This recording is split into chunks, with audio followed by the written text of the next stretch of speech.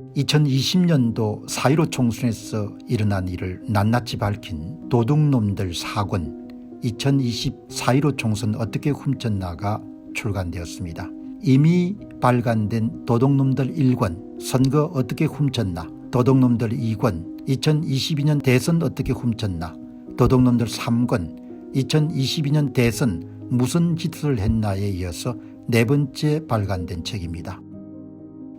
여러분께서 구매해 주시고 주변에 널리 알려주셔서 선거 공정성 회복을 위한 노력에 힘을 더해 주시기 바랍니다.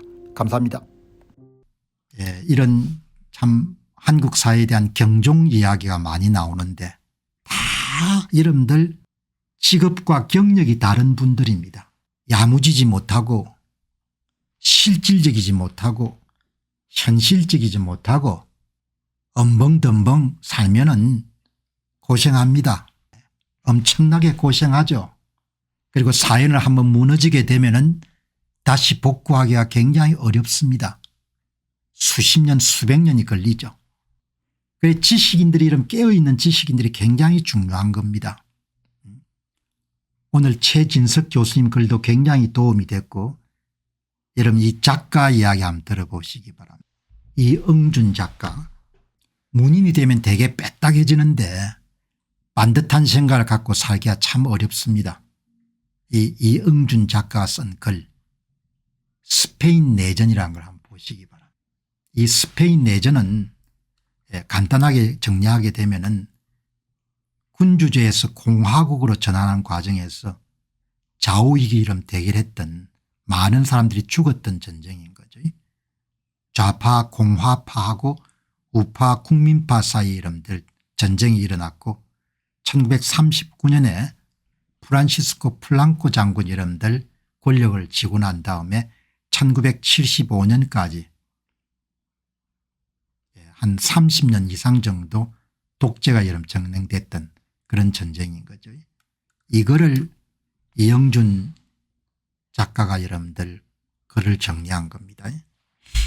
글이 짧기 때문에 복잡한 이야기를 하지 않습니다. 그런데 그 행간에 실린 뜻을 잘 여러분 읽어보시기 바랍니다. 1939년 3월 27일 날 마드리드의 파괴된 관공서 계단에 앉아서 이 엽서를 씁니다. 내일 플랑코 장군의 반란군이 마드리드를 점령하면서 스페인 내전이 끝납니다. 독일과 이탈리아의 지원을 받은 플랑코 진영에 맞서 인민전선편 안에는 전 세계에 몰려든 좌익분자들이 뒤섞여 있었습니다. 조지 오웰은 종군 기자이자 통합 마르크스주의 노동자당 소속 의원군으로 참여해서 장차 세계 3대 르포 문학에 속하게 되는 카탈로니아 창가를 쓰게 됩니다. 이 책 초반 오웰이 해고하는 혁명가들의 해방구가 된 도시는 마치 공산주의 이데아가 낭만적으로 실현된 모습입니다.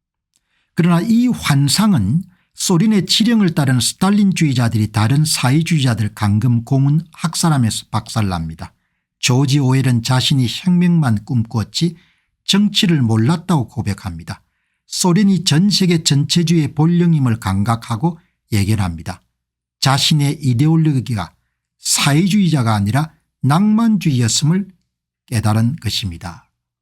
강남 좌파하고 비슷한 거죠. 여러분 좀 추상적인 글이죠. 소설가의 글이 원래 그런 겁니다. 그래서 논평하는 사람들이 도움이 좀 필요한 거죠. 저는 이영준 작가의 이런 글을 읽으면서 이영준 작가가 무슨 이야기를 하고 싶으냐 이야기죠. 한국 사람들한테 하고 싶은 이야기를 담은 겁니다. 이영준 작가가 한국인들에게 하고 싶은 이야기를 스페인 내전을 빌려온 겁니다.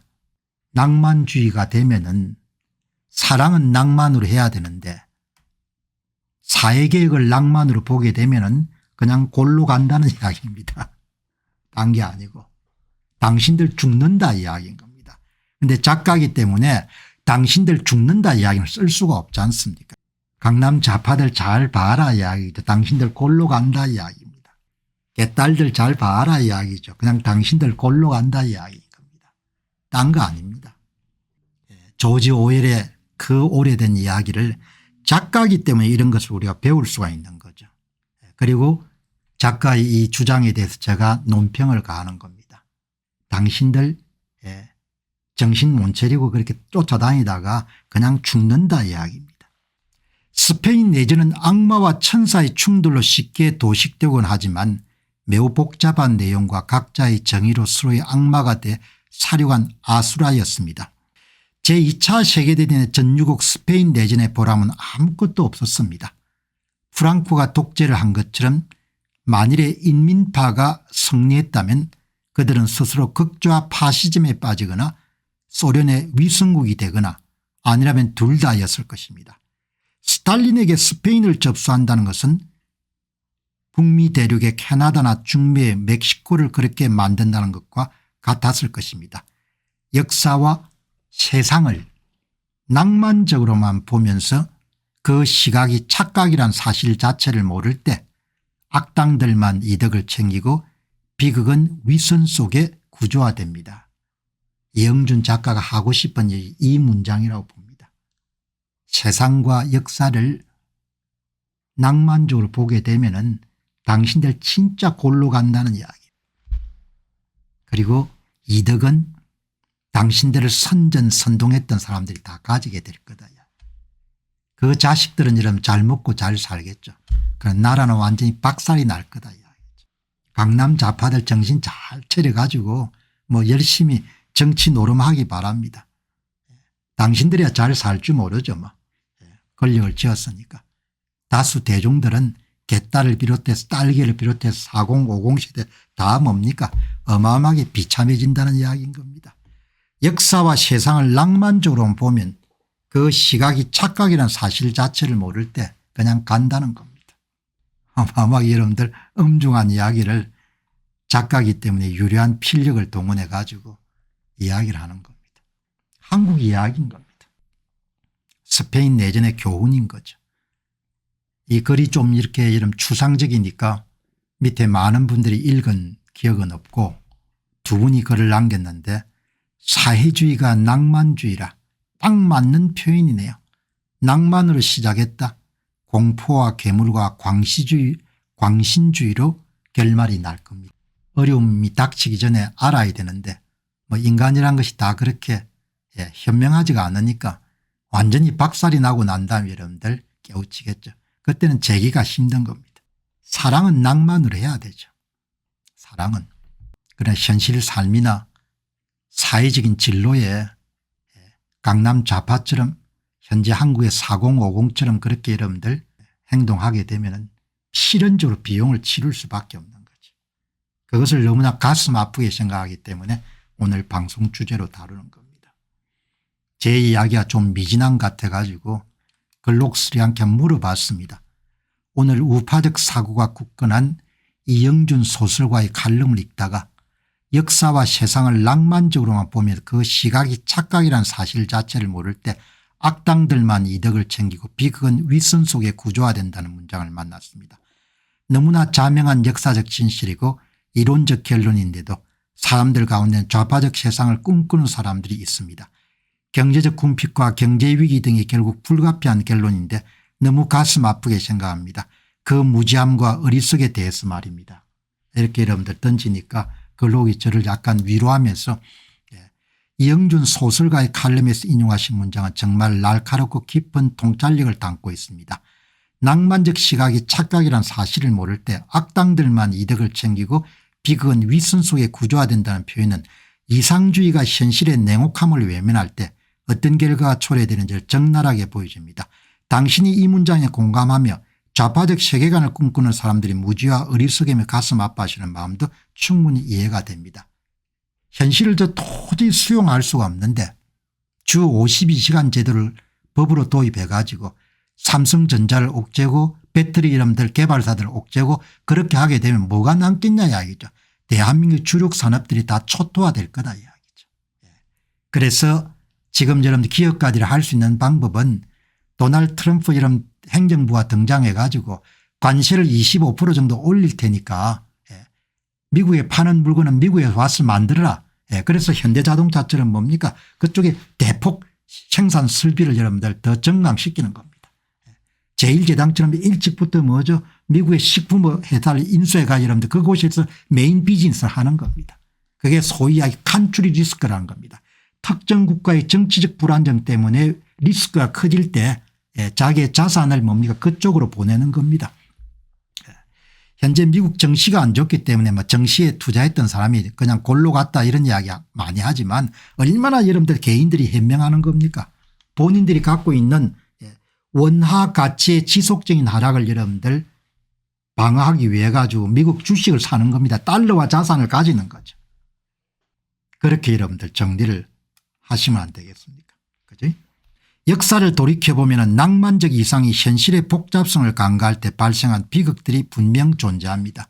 다음에 여러분들 행여 또 잘못돼 가지고 나라 전체가 뭡니까 기본소득 사회로 가자 뭐 이렇게 해서 또 강분하겠죠. 뭐 천리마 운동처럼 완전히 그냥 박살이 나는 겁니다. 현재 다음부터 더 많이 옮길 수밖에 없겠죠. 트럼프 행정부를 빌미로 해가지고 관세를 피해야 되니까. 이제 그러면 한국의 자동차 산업들도 중견 기업들도 많이 옮길 수밖에 없지 않습니까. 그렇게 이러면 돌아가는 겁니다. 사업 환경은 좋아질 가능성이 별로 없습니다. 한국의 선거제도가 개선되지 않으면 대한민국에서 사업 환경이 여러분들 개선될 가능성을 저는 높게 보지 않습니다. 계속 여러분들 낮아지겠죠. 소련의 스탈린주의나 마오쩌둥의 대약진 운동 같은 경우 평등과 풍요란 이상을 내셨지만 결과적으로 경제적 붕괴와 수백만 명의 희생을 낳았습니다. 이게 스탈린주의나 마오쩌둥의 대약진 운동에만 해당되는 게 아닙니다. 좌파 이데올로기를 구현하려고 하는 모든 경제정책들은 다 정도의 차이가 있겠지만 이런 결과를 낳는 겁니다. 이런 사례들은 경제적 궁핍과 위기가 단순한 우연이 아니라 그 이념의 구조적 한계에서 비롯된 필연적 결론이었다는 당시에 제도를 바꾸니까 제도를. 여러분들 정치란 것이 왜 중요한가 제도를 바꾸지 않습니까. 당신에게 세금을 더 때릴 수도 있고 주 52시간 이상 일을 못하게 만들 수 있고 당신의 자녀들이 다니는 여러분들 학교의 교육감을 전부 다 바꿔 이런 교육제도를 바꾸어 가지고 애들 머릿속에 전부 다 좌파 이데올로기를 집어넣을 수가 있는 겁니다. 그래서 정치란 게 중요한 거죠. 지금 아마 한국에 깨어있는 많은 분들은 그런 걱정이 참 많을 겁니다. 내가 아무리 노력하더라도 정치의 힘을 이용해 가지고 그냥 제도를 바꾸는데 어떻게 해볼 도리가 없을 겁니다. 제도를 바꾸는데. 이상을 추구하는 과정에 현실의 경제법칙이나 인간 본성의 이기적 측면을 무시하면 결국 위선과 파괴로 이어질 수 있다는 점은 자명한 진실을 보입니다. 이게 좌파들이 되게 가는 길이지 않습니까. 그러니까 강남 좌파들 보면은 내가 그분들보다 조금 더 산 입장에서는 참 딱한 거죠. 야, 어떻게 참 저렇게 머릿속에 여러분들 저렇게 둔한 생각들이 자리 잡고 있어 가지고 당대 다 경험하겠죠. 뭐 쿠바라든지 베네수엘라는 당대에 다 치르지 않습니까. 당대에. 얼마나 가난합니까. 쿠바 이름 유튜브 한번 보시기 바랍니다. 얼마나 비참해집니까. 팔 게 없으면 그렇게 비참해지는 거죠. 물건을 팔 수 없으면 경쟁력이 떨어져 가지고.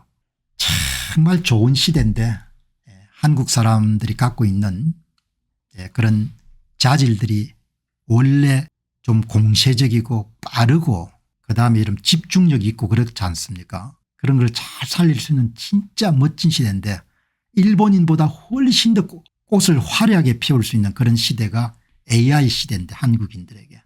그 기회를 여러분들 뭐죠. 정치적 혼란과 부정선거를 통해가 여러분들 나라가 좌향좌로 가게 되면은 얼마나 여러분들 많이 망가지겠습니까. 어마어마하게 망가지는 거죠.